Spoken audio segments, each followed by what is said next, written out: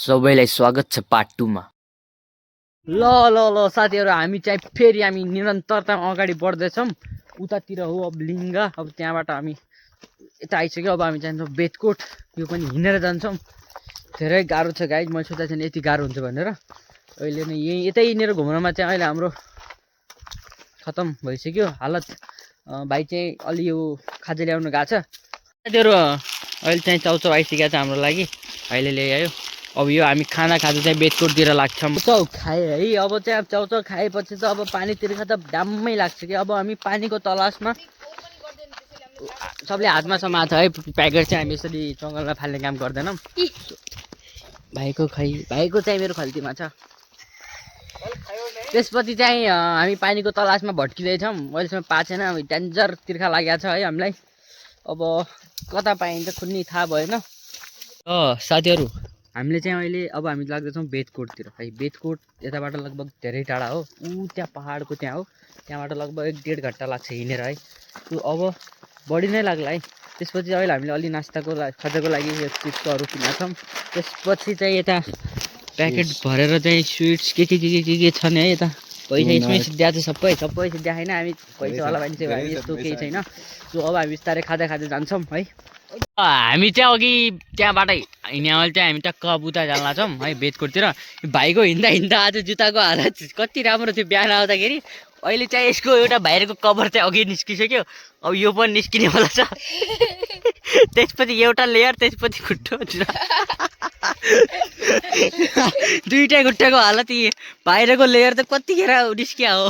अब भाइको भित्रको लेयर पनि अब ढुङ्गामा कसरी हिँड्ला भाइ भन्नु त। अब कहीँ कस्तो गाह्रो बिचारो। यो हो क्या असली डेडिकेसन भने कि भाइको। क्या बात है सर, क्या बात है सर, क्या बात, ये बात है। अहिले चाहिँ हामी त्यहाँबाट रोडमा टच भइसक्यौँ। अब यताबाट हामीलाई लगभग 7-8 किलोमिटर छ है। यो 7-8 किलोमिटर पहाडको बाटो कस्तो भन्ने कुरा थाहा नै होला। अब यता अलि पानी छ, हामीलाई फुल ट्रेकिङ हुँदैछ यता। अब यही पानी ल भाइहरू खाऊ के गरेर।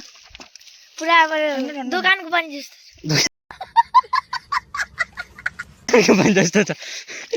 ल हाम्रो सामान ल अब हामी पनि यसरी खान्छौँ।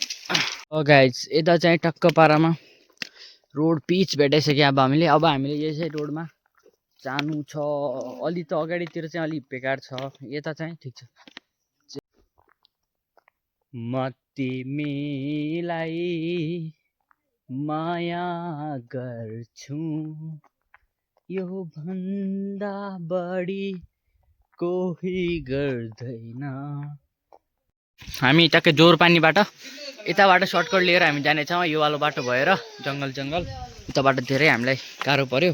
अब ट्रेकिङ हो, यस्तै हुन्छ है कहिले किने। भाइ के छ आज मलाई खाना? त्यो होइन, अर्को दियो मलाई गुजिया। ल गुजिया है, फर्स्ट टाइम है यो पनि। मिठो हुन्छ मस्त।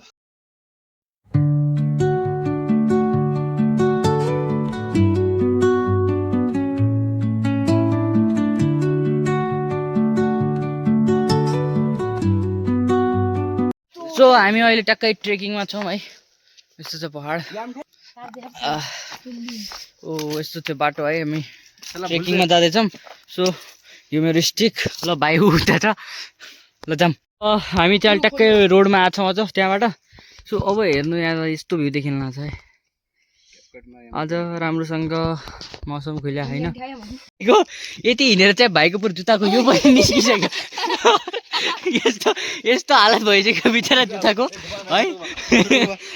भाइ देखा, भाइ राम्रोसँग देखा त, राम्रोसँग देखा न। यस्तो भइसक्यो आज है। फाइनली हामी चाहिँ नजाऊ त्यहाँ। हामी बेतकोट धाम पुगिसकेका छौँ है। हात खुट्टा त पानी छ भने चाहिँ हामी लगभग 2-2.5 घन्टा हिँडेर 2.5 घन्टा हिँडेर पुग्यो हामी चाहिँ। भाइको स्थिति गाह्रो छ। भाइ त भाइरल बनाउने यार हामीलाई।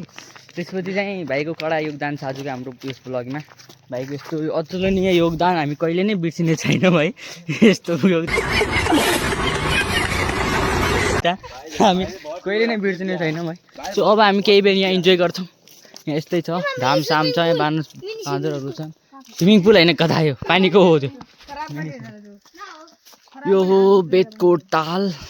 एकदम राम्रो ठाउँ। Under the boughs where the shadows play, the wind hums songs at the break of day. बिच उसमा चाहिँ हामीले पिङ पनि भेटाएको छौँ है। यो जम जय नमः शिवाय भन्ने पिङ छ। पुरानो पिङको साङ्लो दुई साइड टाङ्गिएका छन्। ल ल ल म बस्छु पहिला। छोड छोड भाइ भाइ छोड ल ल धक्का दे भाइ। यो स्टेडी मेरो छ। उल्टा हो। ल ल ल भाइ थोडा बिस्तारै गरेस् न।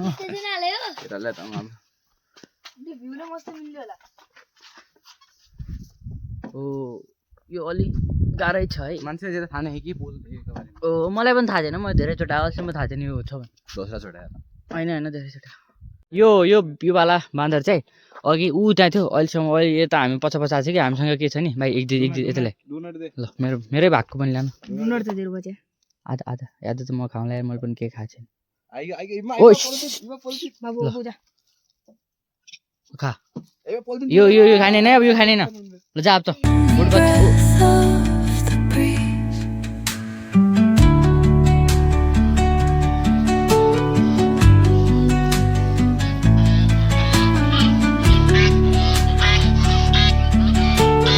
हामी अहिले भ्यू टावरमा आएका छौँ है। यहाँबाट चाहिँ भ्यू यस्तो देखिन्छ।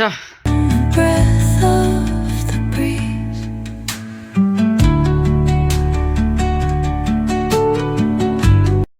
अहिले हामीमा चाहिँ अट्याक भएको छ है। खतरनाक डेन्जर अट्याक भएको छ। हाम्रो सिधै डाइरेक्ट पोलिथिनबाट त्यो होइन अर्कोवाला बाँदरले अट्याक गरेको छ। पुरै पोलिथिन फाडेर लगिदिएको छ हाम्रो बचेकोवाला। यसबाट यताबाट के लग्यो भाइ त्यसले। छोडिदियो हामी अनसेफ हुँदैछौँ। त्यही भएर हामी घर भाइ तल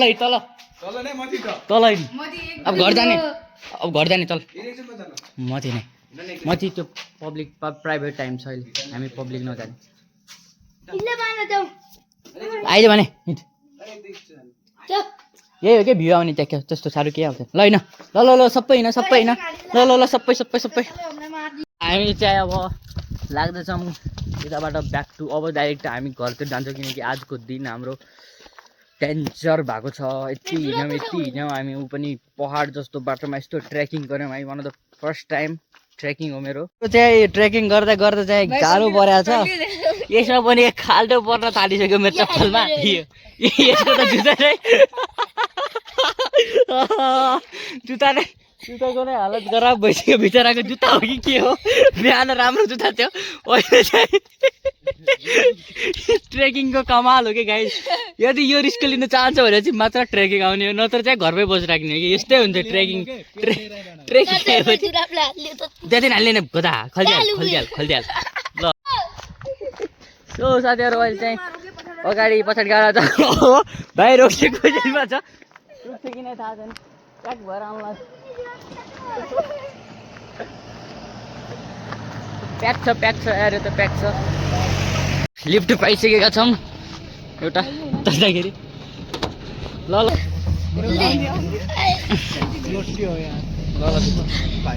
ठिक छ।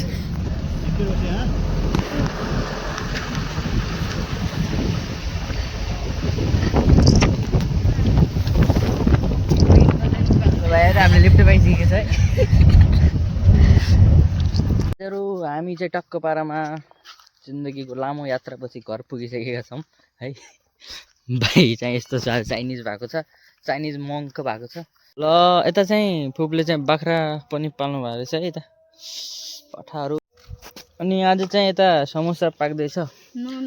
सो यता चाहिँ आलु के गरेर चाहिँ बनाउँदैछन्। अब त्यसपछि चाहिँ बन्छ उता बनाउँदैछन्। त्यसपछि बिस्तारै कुकु बनाउने आर्टिस्ट कुक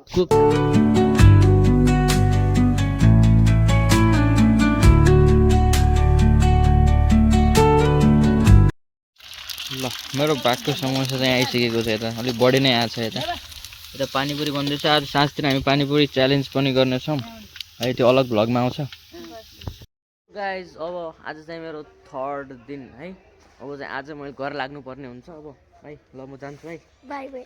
ल त्यसपछि अब चाहिँ अब जान्छु गाडी यताबाट खोजेर। म त गाडीमा आएन, आफ्नो बसमा आऊ। अब यताबाट जान्छु। Okay by.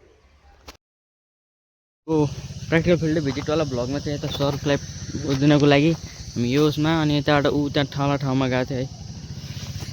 सो अब म चाहिँ घरतिर जान लाग्छु। यता फु मलाई छोड्नको लागि आएका छन्।